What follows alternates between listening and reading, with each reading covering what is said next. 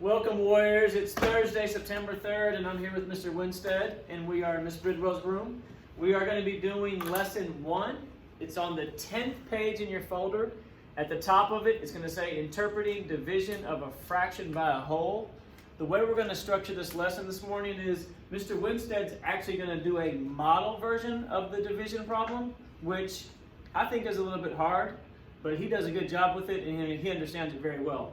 I'm going to do the traditional algorithm way, and we're going to be able to show you two different ways to solve the same division problem. Some of you may latch on to Mr. Winstead's way, some of you may latch on to my way, but at the end, we really want you to try to make the transition to the traditional algorithm, okay? We're going to model two problems, and then we're going to give you some problems to do for classwork homework. So if you have this, please get it out. And please just focus, and like you can on every video, you can stop and rewind and go back and watch it. Okay, I'm going to turn it over to Mr. Winstead right now. All right, guys, so what we're going to do today is we're actually going to start getting into dividing fractions. So what we have done with you all for the past couple of days is went between improper and mixed numbers and mixed to back to improper. Now that's a skill that we wanted to show you up front because it's going to be very handy when we actually start dividing fractions.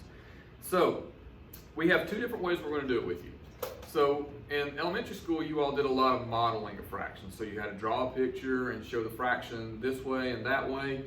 And we're also going to show you an algorithm way that's a little bit more efficient, it's a lot faster, and it's a lot better once you get to higher grade levels. So you can choose either way you want to do them. We don't mind either way, but we're going to show you both ways to do that. So if you look at on lesson 1, there's example 1. It says 3/4 gallon of batter is poured equally into 2 bowls. Now, you don't have a problem that you can just pick out and go. You got to think about what's happening here.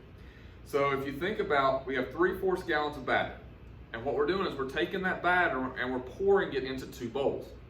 So if we're pouring equally, that should be a key word for you. That should tell me that I'm taking my 3/4 of batter and I'm dividing it into 2 bowls. So right there is your math problem that we're going to work today. So what I'm going to do, and how I like to model it, is I like to think of this right. So right here is my batter.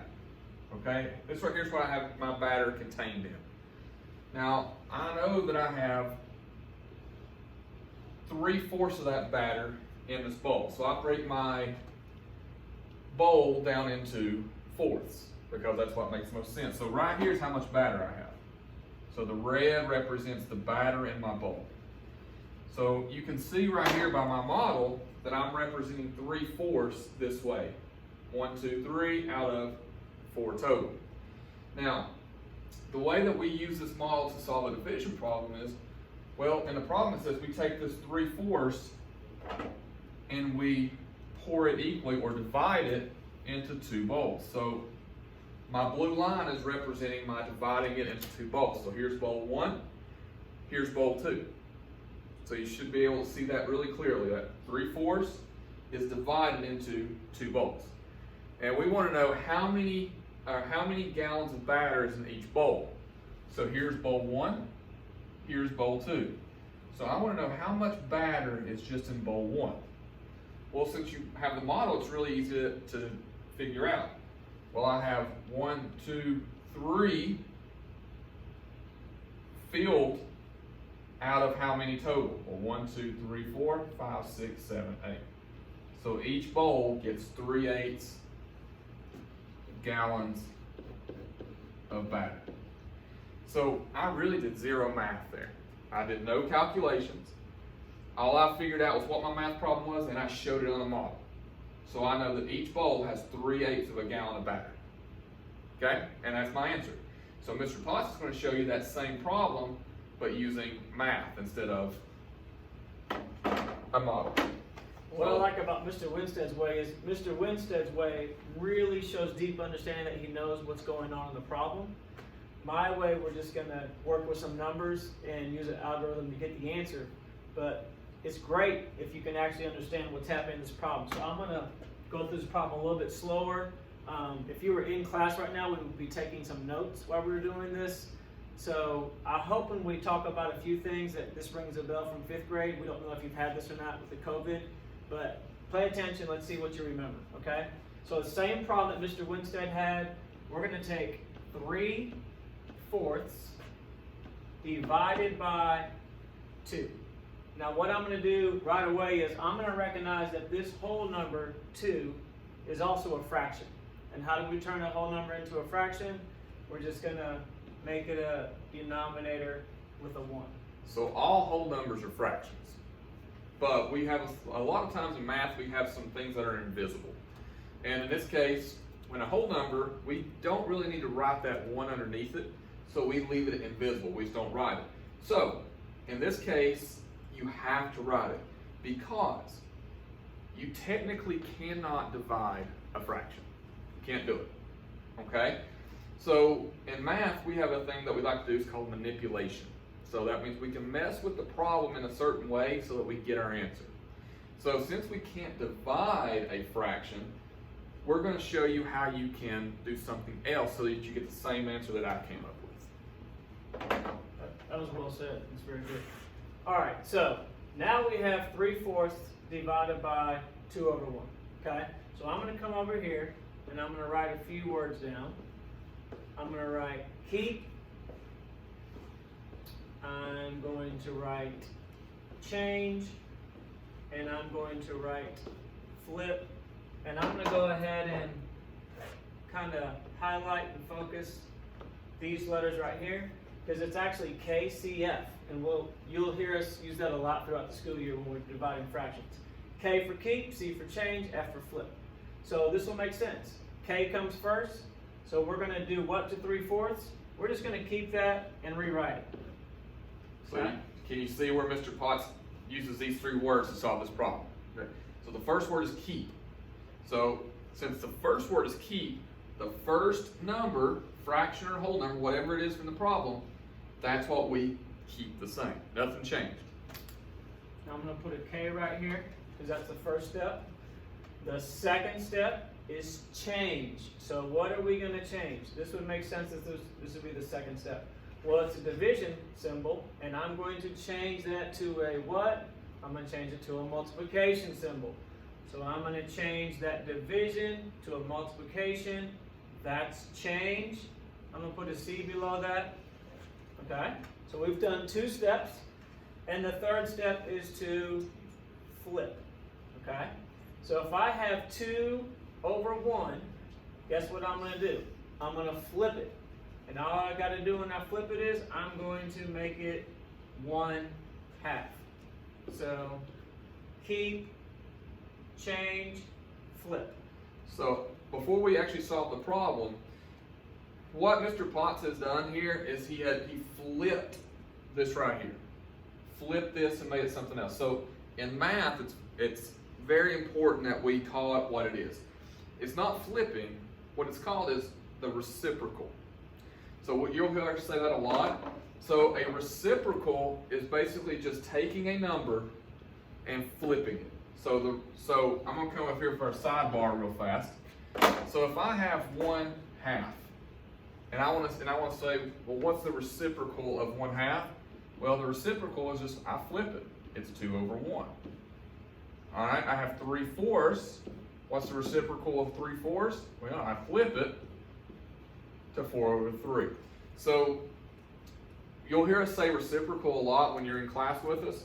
So just remember that means flip. So like what Mr. Potts did, he is actually multiplying by the reciprocal, which is a flip version of the original problem.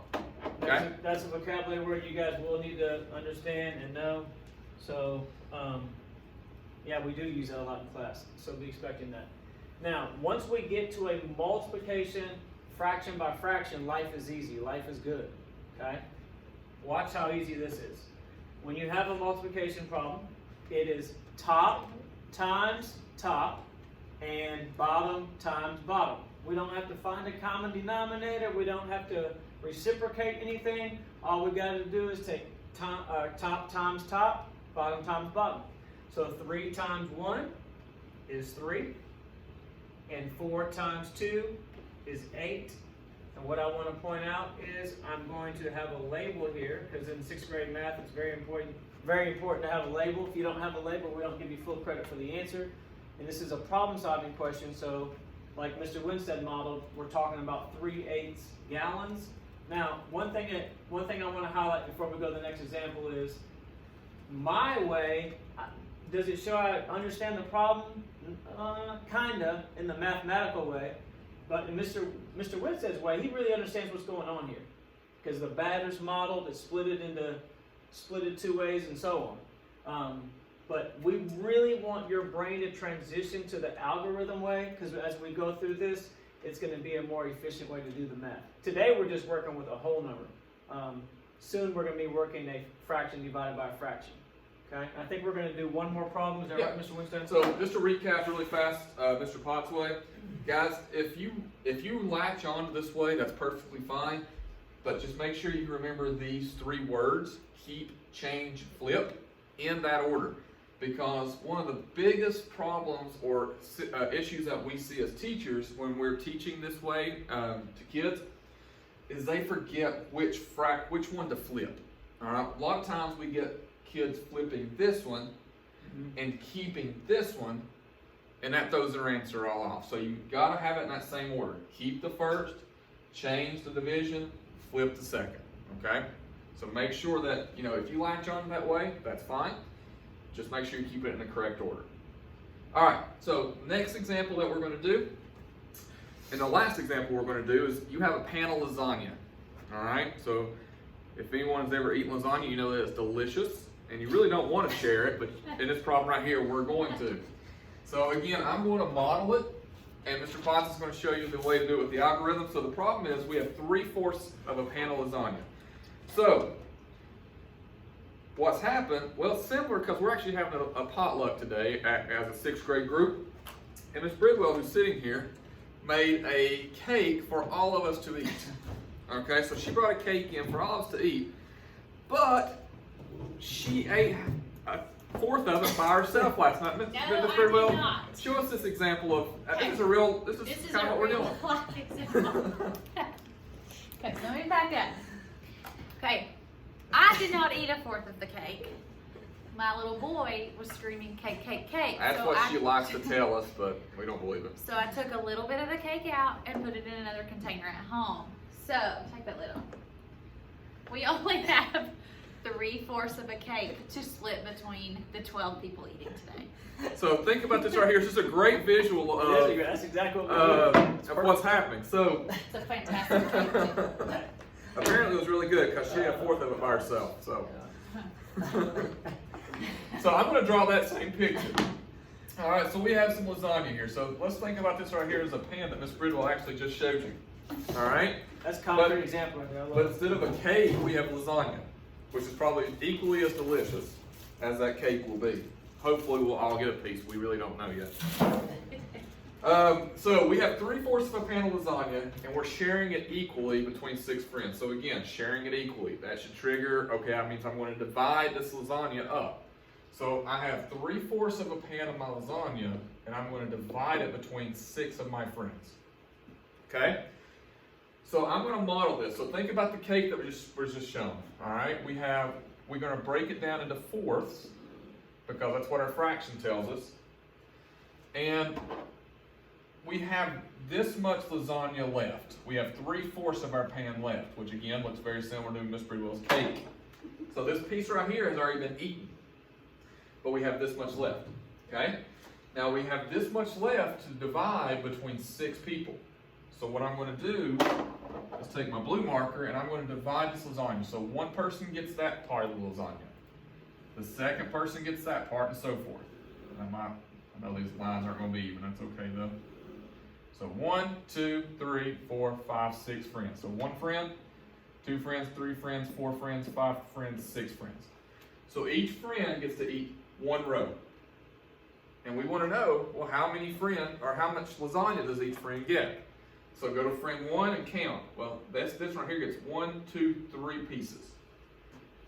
Out of how many total pieces? Well, there's 1, 2, 3, 4, 5, 6, 7, 8, 9, 10, 11, 12, 13, 14, 15, 16, 17, 18, 19, 20, 21, 22, 23, 24 total pieces of lasagna that could have been there. So each friend gets 3 24ths of our pan lasagna. So again, solve the problem. Really didn't use a math equation. I just thought about, okay, well, there's 3/4 of a pan. Each person gets 6. So this person gets 1, 2, 3 out of the whole 24. So if you remember about fractions, the numerator is always the part, or in most cases, I guess I'll say, is the part, and the bottom one's always the whole. So this person gets that part of the whole lasagna, okay?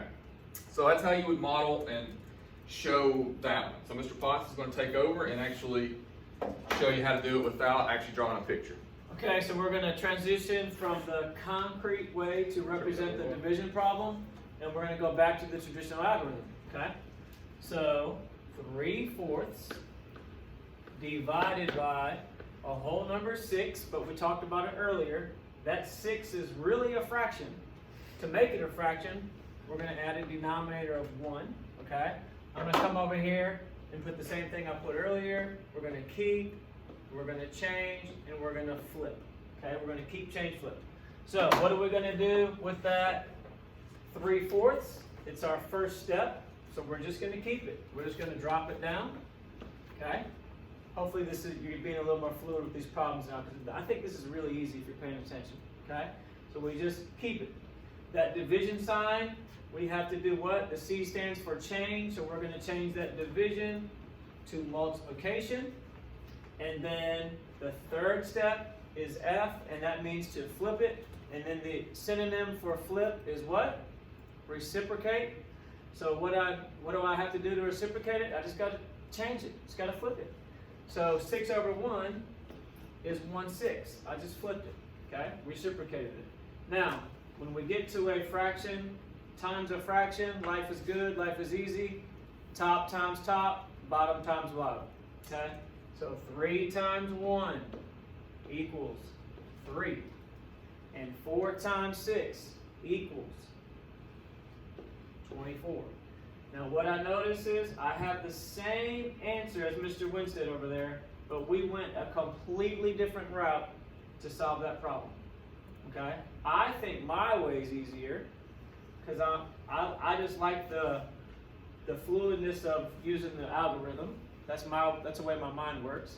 Mr. Winstead knows both ways, but he likes the deep understanding of actually what's going on in the problem, and it is a problem-solving question. So take a look at both ways that we modeled it, and really, you have to know both ways, but when we get to problems and working them out, you got to know how to do the traditional algorithm. And the only thing that we both forgot on here was we got an answer, right? but you got to make sure you put the label. I know, So that's that's 3. good. That's a great So one. 3 3/24 Lasagna. pieces of lasagna, or slices, or however you want to Yeah. word it. So hopefully, guys, that helps you out. You can see very simple, or not very simply, but you can see with Mr. Potts' way, it's very, very structured. Keep it, change it, flip it. Keep it, change it, flip it every single time. My way, you can it's very visually, you can see exactly what's happening with our lasagna and things like that. But either way you choose is fine. We don't care as long as you're able to explain to us how you got that answer and why you went that way. Either way is fine. We're okay with it. So on the next page, if you look, you should see questions 3, 4, and 5. I have a box around mine, but you won't. So 3, 4, and 5 on the next page. So that's what we want you to do today for classwork. Once you get done, as always, put it on your Google form. Let us know if you have any questions about any of that. And if you don't, submit it. You'll get credit for it. And we will see you actually tomorrow. This is good news. Yeah, tomorrow Good news. you will not have an assignment at all because tomorrow is an off day for you all. Monday is also an off day. So you have a 4-day weekend with 0 math work. So we won't actually be logging back in and making a video for you until next Tuesday. That's right. Okay. So that's good news. Hope you all enjoy your weekend, do something fun, relax, and be ready to get back on it on Tuesday. That's right. Right. Have a great Labor Day weekend, guys, and we'll see you Tuesday. See you guys.